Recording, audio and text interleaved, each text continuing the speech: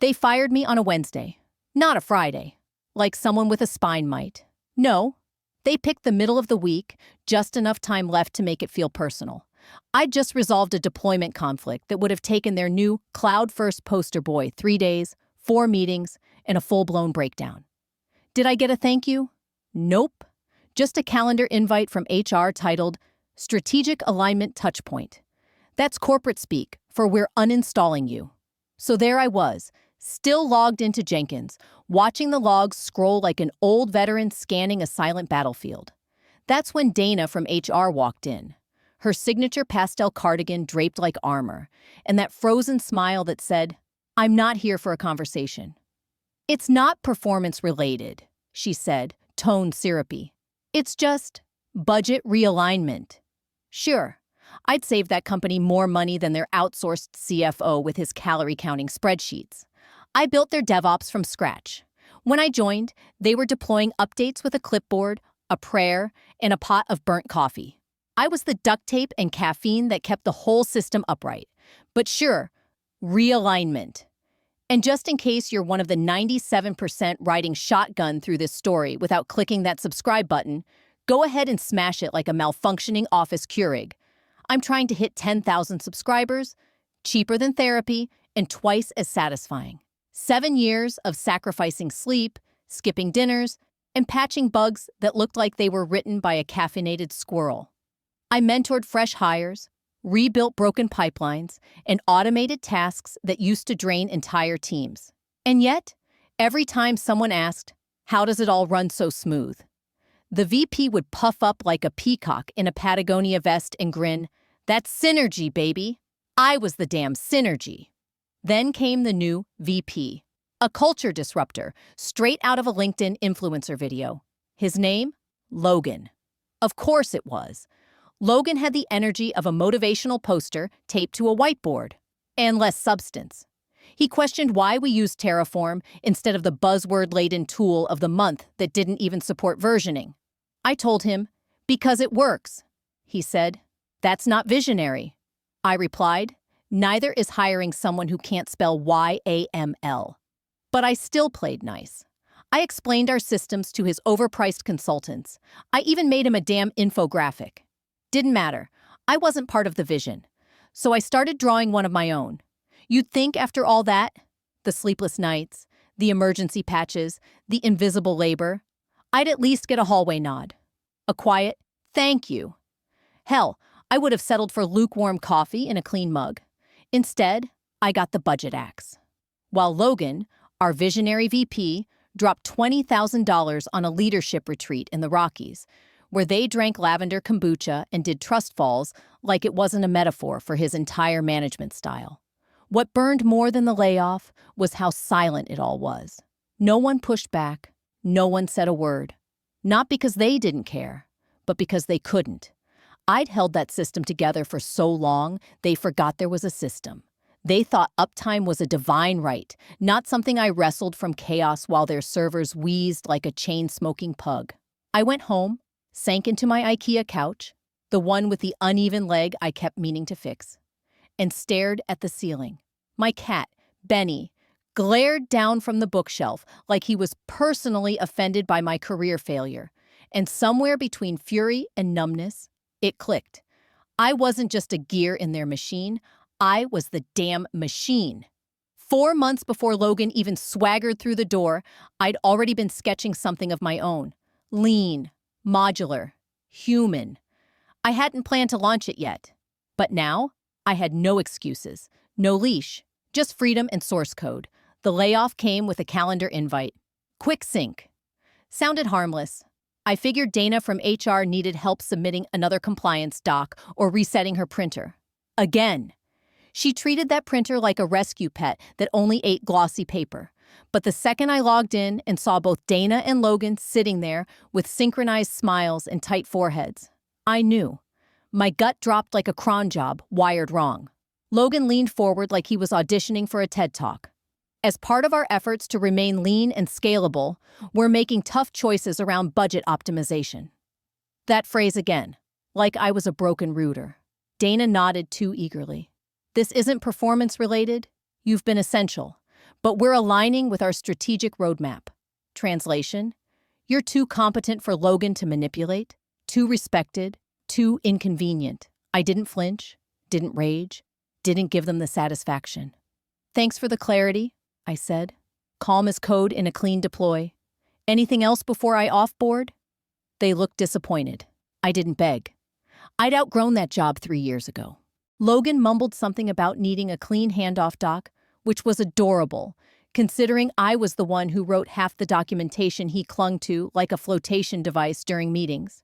Dana, ever the game show host, dropped the severance terms like I'd just spun the wheel of misfortune. 2 weeks' pay, a canned letter of recommendation, and a LinkedIn endorsement so bland it could have been written by ChatGPT after a full HR compliance training. I logged off, closed the work laptop, and sat still in the silence that followed. You'd think after all those weekends, 3 a.m. deploy failures, and mornings spent nursing Jenkins like a colicky toddler, I'd feel devastated. But what I felt was clarity, not a shatter, a release, like the click of a lock finally unlatching. No more waiting for respect that was never coming. No more translating Logan's buzzword vomit into action plans. No more being the net under their digital high wire while they strutted across presentations with my work tucked under their arms. I opened my personal laptop, pulled up a dusty GitHub repo I hadn't touched in weeks. Folder name? Burn the Ships. Inside, a half-built platform, a DevOps hub for humans. Not some VC-muddied, management-bloated, unicorn-chasing circus. Just clean code, clean process, real tools. I'd written it in bursts. After work, fueled by caffeine and rage, it had been a pipe dream. A maybe. Now, it was a blueprint for escape. I cracked my knuckles, opened VS Code, and whispered, "Let's damn go." When they fired me, they thought they ended something. They started it. For a minute, I almost followed their script. Job boards, polished the resume until it sparkled like a leased BMW. Veteran DevOps leader with 10+ years of scalable deployment experience, blah, blah, blah. Stuffed it full of buzzwords I despised, synergistic frameworks, growth-focused architecture. Basically, LinkedIn soup. I even dug out the blazer I hadn't worn since pre-COVID and walked into a downtown glassbox co-working space where a 33-year-old CTO tried explaining what DevOps really is, like I hadn't been patching legacy architecture before he graduated college. After the third interview, I cried in my car. Not from rejection, but from disgust. I felt like a fraud. I didn't want to rebuild someone else's fragile castle. I wanted to build something that couldn't be torn away just because it worked too well. I was choking on rage-flavored air, trying not to punch my laptop every time another rejection email showed up with "Dear applicant," like a kick to the ribs. The bitterness stuck to me, thick and sharp, like gum mashed under the server rack. If this story resonated with you, go ahead and tap that subscribe button, not just to support the journey so far, but to be the first to hear what happens next. Because trust me, the real shift is just getting started. But it wasn't just about the job. It was them. The way Logan smiled when I left, that smug, patronizing smirk like he'd won something, like he thought he'd erased me. What he didn't know? I ran deep. My fingerprints were still all over their systems, in scripts they didn't understand, in fallback plans I'd written alone at midnight, in the unlogged saves I made while they played motivational bingo in leadership training. Then one night, my screen lit up. It was Maya, a junior engineer I'd mentored for 2 years. She used to show up at my desk like a sponge with a pulse, notepad crammed with scribbles, nervous but eager. I taught her how to script her first Jenkins deploy, how to breathe through outages, how to keep your dignity intact in rooms that wanted to strip it. Her message was just one line. "I don't want to stay here without you." I read it 5 times. The screen went blurry. I hadn't cried when they fired me. But I cried then. Because it meant I mattered. Maybe I had been the backbone all along. For the first time in weeks, the anger softened. Pride took its place. The slow, heavy kind that settles in your gut and doesn't need an audience. I closed the job boards, shut the resume tabs, killed the safe path. Then I opened my repository again. No more waiting, no more asking. I had a mission, and I wasn't doing it alone anymore. It started with a whiskey and a call to someone I hadn't spoken to in years. Logan would have called it networking. I called it damage control with ice cubes. His name was Ron Devine, and he was exactly what he sounded like. A guy I once helped untangle a vendor-induced deployment nightmare over one hellish weekend. I charged half my rate back then because I believed in goodwill. Turns out, that goodwill came back. We met at a dive bar where the wings were burnt and the IPA tasted like ambition. I pitched him the skeleton of Fair Deploy. No fluff, no TED Talk spin. Just a clean, human-first DevOps platform. Honest UI, no fake titles, no startup theatrics. He nodded once. How much do you need? And just like that, I wasn't building alone anymore. Ron didn't blink. He nodded once and asked, how much do you need to get this off the ground? I gave him the number. Modest, bootstrapped, just enough to survive the first few months. He chuckled and said, double it. You'll burn twice as fast as you think. The next morning, the wire hit my account like a shot of pure adrenaline. By 3 p.m., I was texting Mel, my old college roommate turned startup lawyer who once threatened to sue a Tinder date for ghosting her after dinner. She specialized in tech, nonsense-free law, and flipping off the patriarchy one contract at a time. We hadn't spoken in a while. I texted, need to incorporate a company before I accidentally go full vigilante. You in? She called me 5 minutes later. Send me your docs. You're not getting sued on my watch. Didn't even bill me for the first round of paperwork. Said it was her way of sticking it to corporate bros in Patagonia vests. I told her I'd name the API after her. Over the next 72 hours, I barely slept. I spun up the server, registered the domain, and scaffolded the bones of the site. Fair Deploy wasn't just a careers page, it was a manifesto. The tagline, no politics, no posturing, just clean deployments and good humans. I handwrote every job listing, no recruiter jargon, no culture fit fluff, just no unpaid overtime, no micromanagers named Logan, no meetings that could have been a Slack thread, and pay 20% above industry average, because you're worth it. I targeted every pain point I knew by heart, the lack of mentorship, burnout dressed as hustle, and getting talked over by men who read Sapiens once and thought they were management philosophers. Every detail, font, layout, wording, came from real experience, not marketing decks. This wasn't a startup. This was an exit plan for every burned-out engineer too tired to write their own. By the end of the week, the back end ran like butter. The front end looked like intention in HTML, and the careers page, it glowed like a lighthouse. One thing left, the farewell email. But that bomb had a timer I hadn't set yet.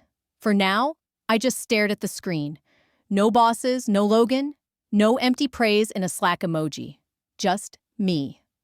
My final day passed like a ghost. No cupcakes, no farewell card, not even a nod. Logan walked past me like he'd just found spare change. I logged out at exactly 5 p.m. Not a second early, not a second late. Surgical, deliberate, done. I left behind a pristine handoff doc, fully tagged, every script tested, every credential revoked. I even pushed one final commit with the message, #, good luck. Then I walked out of that building for the last time, hands in my jacket pockets, wind cutting across my face like the universe itself whispering, now it's your turn. At home, I cracked open my laptop, took a slow breath, and opened the draft that had been sitting in my outbox for 3 days. Subject, thank you. It was short, intentional, not a drop of venom. I just wanted to say thank you to everyone I had the chance to work with over the last 7 years. I've learned a great deal about resilience, grace under pressure, and what true collaboration really looks like. I'm working on a new project now. It's small, but it's growing fast. If you're curious, we're hiring. fairdeploy.io/careers gentle, but nuclear. I hovered over the schedule button. My heart thumped like a warning drum. Because once that email went out, it couldn't be walked back. No pretending I had just moved on. This wasn't revenge. It was an invitation. One that would read like a threat to the ones who needed it most. A threat to the culture that thrived on silent exits and silenced dissent. A threat to the Logans of the world, those who treated loyalty like an inconvenience and respect like an optional plug-in. A threat to the fiction that said I was just another cog. When really, I was the damn watchmaker. I hit schedule for 9 a.m., just in time for their bitter office brew and fake small talk. I closed the laptop, leaned back in my chair, stared up at the ceiling, not with pride, not with fear, just with readiness. Like standing on a rooftop, toes curled over the edge, wind in your teeth, knowing there's no hesitation left to burn. Let them read it. Let them feel the shift. The next morning, I didn't set an alarm. No Slack alerts, no calendar dings, just me, Benny the cat, and a smug piece that tasted better than anything from the company kitchen. I rolled over at 9:20 a.m., opened my phone. At first, nothing. No emails, no DMS, not even a good luck from the few I thought might say something. Silence. But I knew better. The spark had been lit. My stomach dipped, just for a second. Maybe I'd overplayed it. Maybe they really had moved on. 7 years of sweat, late-night saves, and back-end miracles, reduced to a disposable bullet point in a quarterly slide deck. But then, a ping. Slack. Maya, the junior I'd mentored, the one with scribbled Post-it notes and more heart than half the leadership team combined. Fair deploy is you? You sneaky legend. Just applied. Told Daniel too. We're both kinda done. Wait, is this real? 20% more, fewer stand-ups, no Logan-led vision boards? Are you hiring or starting a cult? I laughed. Really laughed. Alone in my kitchen, half a bagel in one hand, validation rising like steam from fresh coffee. 1 ping became 5. 5 became 12. Most just testing the waters. Curious, hesitant. But by Thursday, the messages got serious. 3 engineers I respected, one of whom I thought barely tolerated me, sent a message that landed like thunder. Just gave notice. Hope the posting's still live. Logan asked me what infrastructure as code means. That was the last straw. I applied. I start Monday. I'm free. Free. That word hit different when it wasn't just about me anymore. And the best part? I hadn't asked anyone to leave. I didn't poach, didn't pitch. I just opened the door and people walked through. No fanfare, no hard sell. Just an option. Better air, less ego. Honest work. Meanwhile, the old kingdom started to crack. My LinkedIn lit up like it was Christmas in July. Old connections liking screen grabs of my farewell email that somehow found its way into private tech forums. By Thursday evening, an insider sent me a screenshot. VP Logan in Number General. Hey team, let's sync tomorrow to talk retention strategy and alignment. Translation. Panic mode. HR suddenly remembered mental health existed. One-on-one.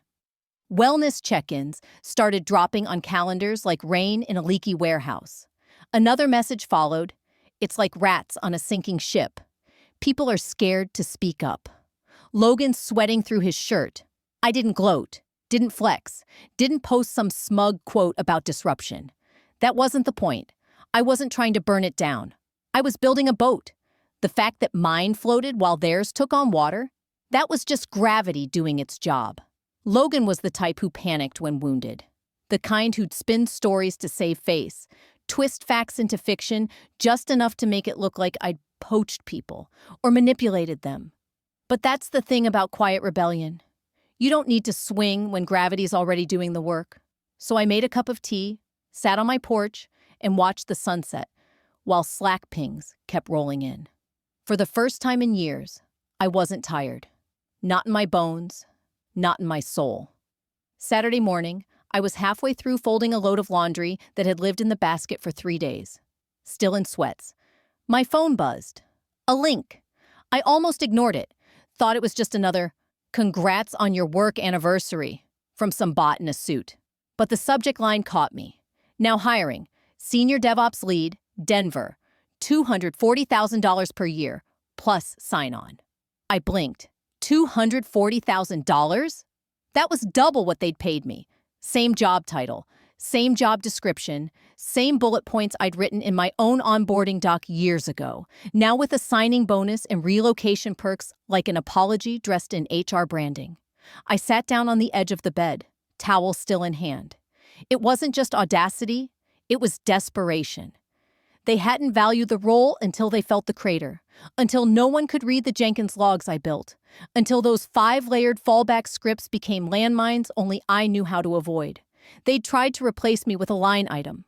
Now they were tossing cash at the void. I wasn't the only one who noticed. About an hour later, my phone rang. Jess, one of the PMs, who always stayed out of the politics. We hadn't spoken since the layoff. She didn't even say hello. "You lit a fire here." She told me Logan had called a surprise all hands, sweating, stammering about mission realignment. HR was drafting counteroffers like a blizzard. He actually said, "We want to be the kind of place people choose to stay." She laughed bitterly. "Like you didn't fight for that for years." Then came the quiet part, the real part. "I wish I'd left with you." That one landed, because while Logan was trying to patch a broken hull with cash and panic, I was staring at my Fair Deploy dashboard. 47 applications since Thursday, and rising. It wasn't just resumes that started rolling in, it was messages. Dozens of them. Honest, raw, burned out voices finally finding a way to say, "I've been waiting for something like this. I'm exhausted. Your mission feels human. This is what I've needed. I'm in." I read every single one. Some from old colleagues, others from engineers I'd never met, but who had followed my work from afar. One message hit different. "I saw your Jenkins talk at DevWest. You were the first person who made me feel like it was okay to Google things." That one stopped me, because somewhere along the way, I'd let Logan reduce my name to a row on a spreadsheet, and I forgot what I meant to the people I'd helped, the ones who learned, grew, and found confidence in this messy world of systems and syntax. But now, I felt the tide shifting, not a storm, but a quiet uprising, written in 2 a.m. resignation letters and bold applications. People weren't just looking for jobs, they were looking for oxygen. Still, a strange weight sat on me, because I hadn't recruited, hadn't promised anything. I hadn't even messaged anyone directly, but I had built a door, propped it open, hung a sign that simply said, "There's better than this." Was that manipulation? Or was it redemption? I didn't know. But I knew one thing. I would never build what I left behind. If people joined Fair Deploy, it would be because they believed in it. Because they were ready to build something better, not escape something worse. I poured another coffee, opened the admin panel, and began.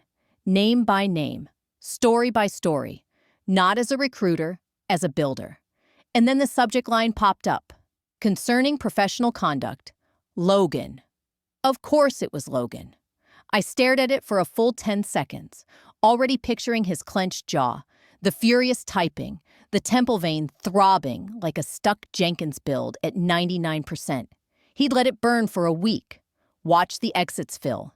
And now, like a kid losing a game, he flipped the table. The email? Pure passive-aggressive poetry. While we respect your right to pursue independent ventures, some developments may be perceived as solicitation or intentional disruption.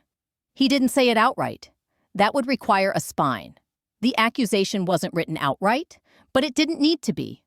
Logan's email dripped with implication, every sentence soaked in legal padding and digital politeness. I read it twice, then a third time. My fingers hovered over the keyboard. I could have unloaded, could have dropped the receipts, the Slack logs, the exit interviews, buried him in a truth bomb shaped like a timestamp. But instead, I opened a folder I'd created months earlier. On one of those nights when I'd nearly walked away for good. I'd called it my quiet insurance. Inside, 4 screenshots. Messages I'd sent Logan on LinkedIn, spaced over 6 months, each one measured, professional, and focused. I wasn't venting. I was offering solutions, flagging burnout, suggesting investment in proper DevOps coverage, even proposing a restructure to grow junior talent while keeping systems stable. Every message? Left on read. I bundled them into a PDF. No captions, no monologue, just facts. Then I wrote, "Hi, Logan. Appreciate you reaching out. Just to clarify, I've never directly recruited or approached anyone. I've only made opportunities visible, and it appears those aligned better with their goals. For context, I've attached several messages I sent during my tenure regarding team health and retention strategy. I hope they're useful as you continue building a sustainable and empowered culture. Wishing you and the team all the best."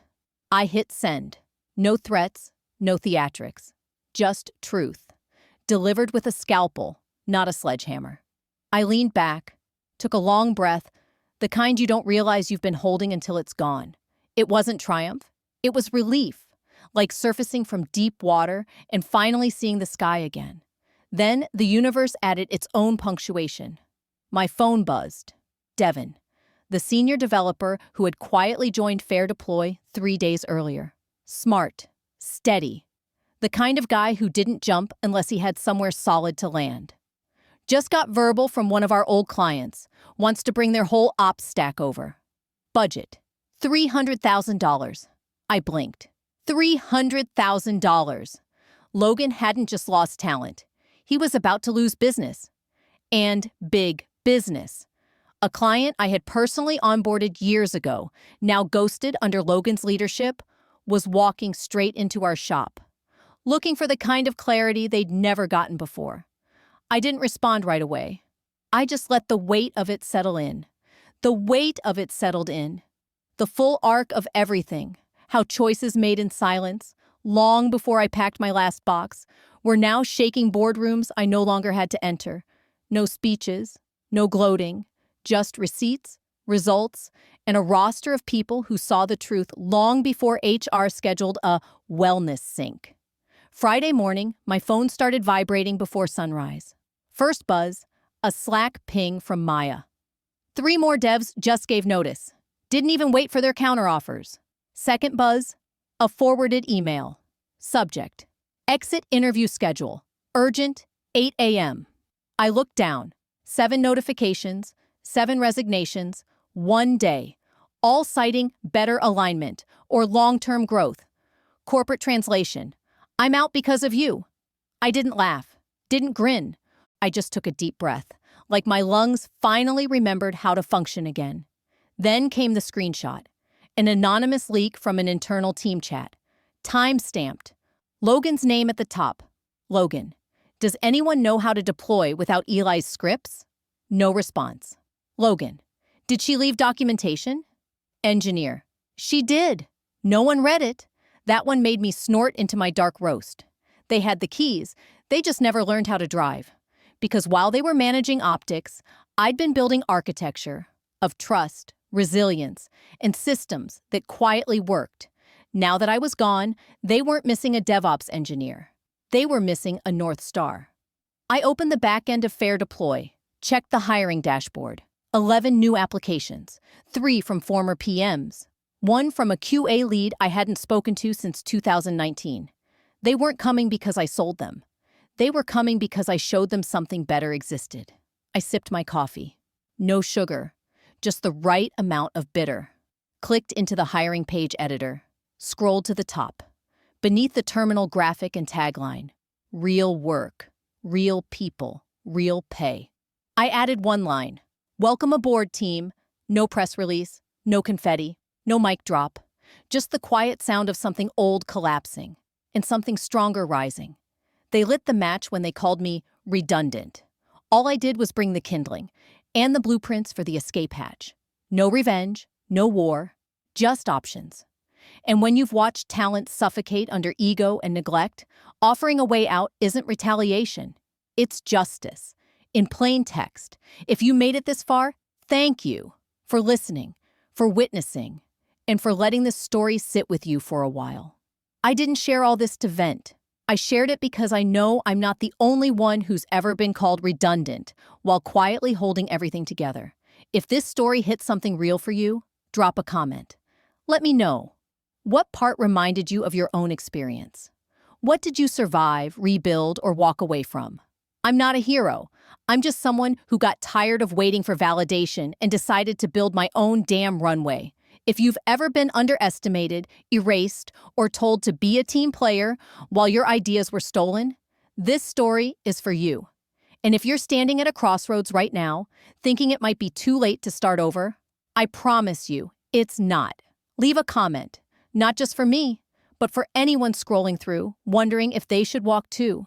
And if you believe in stories that champion quiet strength, real leadership, and second chances, hit that subscribe button. Let's make sure the right people get heard. Let's build the kind of world that sees value before it disappears.